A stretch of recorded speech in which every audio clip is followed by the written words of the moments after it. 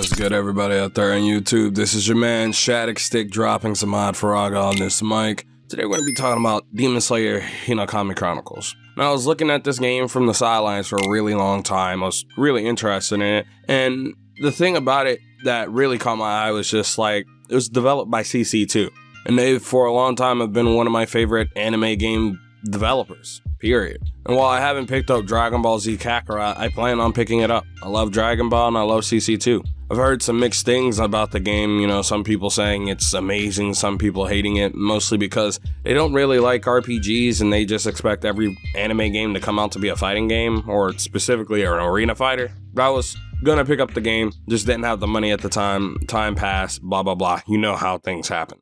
But I was also skeptical because anime games, as of late, have not been good. So, I reached out and got a review copy of the game from SEGA, so I'm really glad about that. But based off of the title, you may be asking, what exactly makes Demon Slayer Hinokami Chronicles a perfect example of what's wrong with anime games?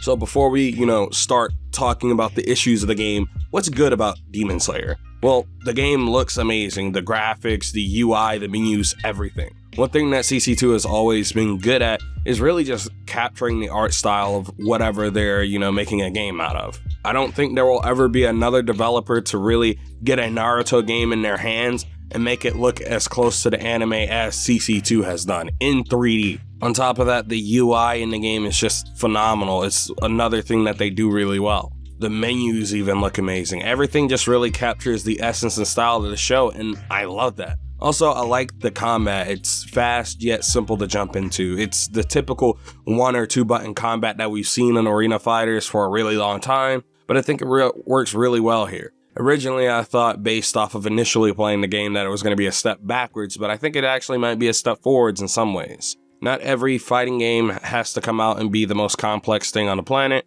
and I think the way they've kind of executed the gameplay here in Demon Slayer is pretty fun.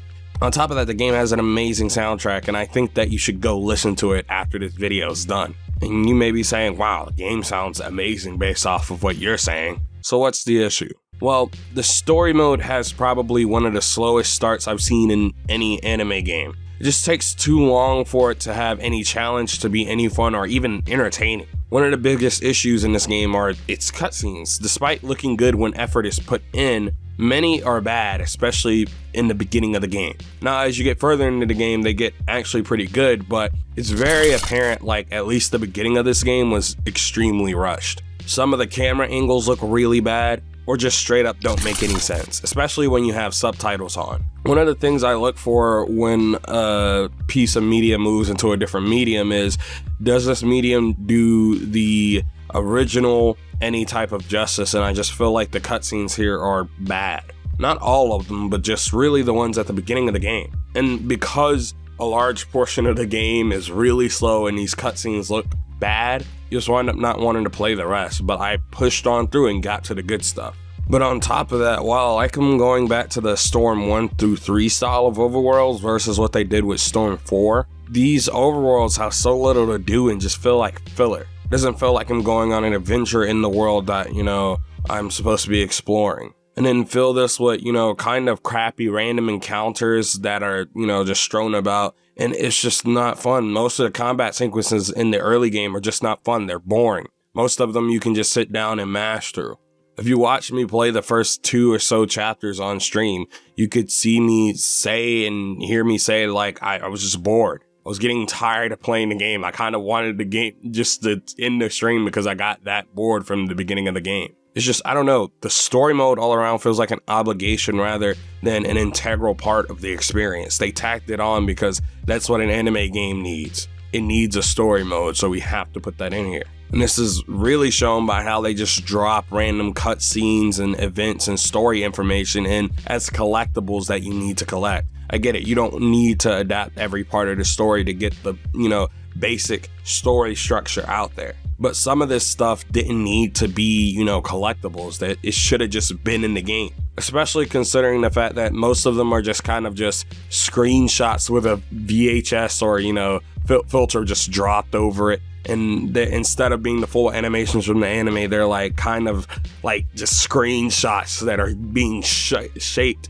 on screen. It's just kind of stupid overall. I also really don't like the implementation of QuickTime events in this game, not because I think they're inherently bad, but because CC2 is known for going over the top with their QuickTime events. And in this game, it just really feels like they dropped the ball in comparison to what they'd done in the past. I mean, like the QuickTime events in the past, like they'd be high speed. You'd have to do a lot of mashing, and overall, somehow they made you work during those QuickTime events. And here, I just press like 2 buttons and it's over. I know that's something you wouldn't expect to hear someone complain about, but when you know what the developer has done in the past, it's like, this just feels so underwhelming. There's also massive input delay, which from what I know is specific to the PlayStation 4 version, which I'm talking about, because that's the version I played. And the input delay is native to the game. Like, it's not something that's just online. This is offline. And when you go online, it gets even worse. Like, even when I was in a match with like good connection, there had to at least be like 5, 6, 7, 8 frames of delay at minimum. And on top of that, the netcode is just bad. Like, there would be times where I'd be playing with someone and like the first 2 matches are really good, and then the final match, the connection just turns into Microsoft PowerPoint 2003. That's the best way to explain it. And I hate that the online is bad because there's not really any content outside of the story and online. Not even an arcade mode, which that's just ridiculous considering this is a fighting game. So Demon Slayer must be awful. That isn't the issue. The issue is that the bad hinders something that could easily be the greatest anime game of all time. Just let me explain. The combat in Demon Slayer is really fun. Despite how simple it is, the combat is fast-paced and it's satisfying. I don't think every fighting game needs to have some massive layer of death. It just needs to be fun, and that's what Demon Slayer does. Combos are done with the square button, which is weird for CC2 because I'm just so used to that circle button from Storm. And instead of hitting, like, say for instance, a chakra button or, a special gauge button and then the attack button, you just hit triangle, and it uses up your special gauge, which recharges over time, bar by bar. Also, the story mode isn't all that bad. Once you get to chapter 3 of the game, it really starts to pick up and actually becomes quite a bit fun, especially because the cutscenes start to improve a lot more in quality. I mean, some of them just look straight up like they're coming out of the anime by the time you get out of chapter 5 and 6. And also, despite the issue with the netcode, CC2 is one of the only developers to put in rage quits as a stat for players so you can decide if you want to play them or not, which is a really big issue, not only in fighting games, but specifically anime fighting games. Or more so, fighting games based off of animes. Let me say that. Anime games in general. Like, people just rage quit. And I guess because that group of people is just not used to a competitive environment, they think rage quitting is always the best option so they can save their little bit of rank in random anime game, 352. Despite what I said about the online, I also still like playing online because playing against players is just simply different than playing against computers, and seeing the way some people play this game has just really opened my eyes up to just, I guess, what's possible. The issue with this game is not that it's like some horrible piece of garbage game that just should have never come out. The issue is that it's obvious that the game was rushed. There's just a level of care that the game needed to be great, and that couldn't be attained, so it wound up being mediocre. They cut out basically all of Tanjiro's and Nezuko's origins and just made them collectibles. I mean, that's the same for most other characters, but like considering you start the game after episode 5 or 6 of what will be the anime, like, come on, man. I mean, think about it like this. Out of the 8 chapters in the story mode, one of them is only cutscenes, and this is a fighting game. Come on. Demon Slayer, a fighting game that is about fighting demons, has no demons at launch.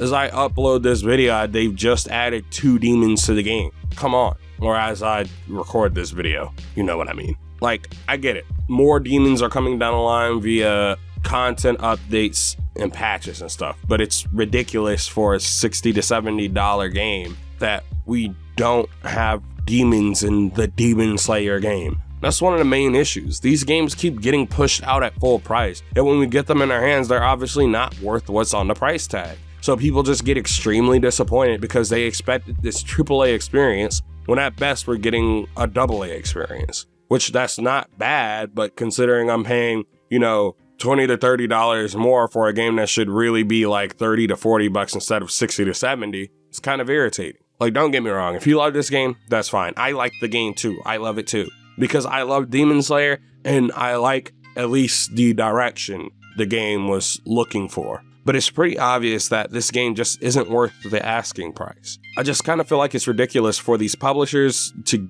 keep giving us less in games and then ask us to play the same price, if not more. One of the most notable games developed by CC2 is Naruto Storm 3, and is by far my favorite CC2 game, and in my top 2 anime games of all time. The gameplay was great, had a big list of characters to play, and the story mode still stands as one of the best, if not the best story mode implemented in an anime game to date. And all of that despite having, relatively simple combat. It's not nearly as simple as, Demon Slayer. It's actually far more complex, but it's still relatively simple in the, space of just fighting games. But I think about it, and that game came out 8 years ago. Why has the quality of anime games, for the most part, only really gone down in general? Especially because we know this developer is capable of doing amazing things given the time and budget.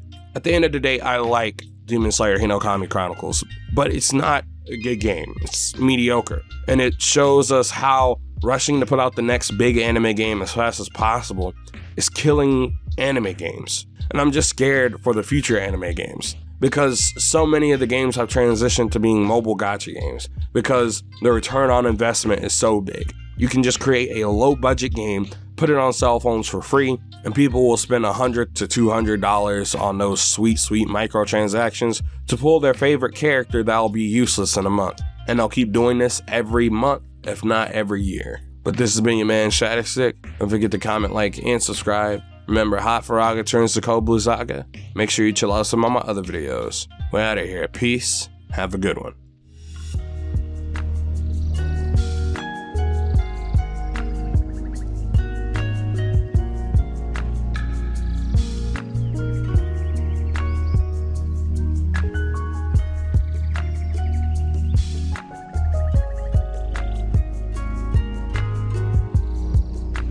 See you.